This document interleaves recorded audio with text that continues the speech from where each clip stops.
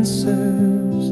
I'm tired, I'm grieving, but I haven't stopped seeing, and I haven't stopped feeling.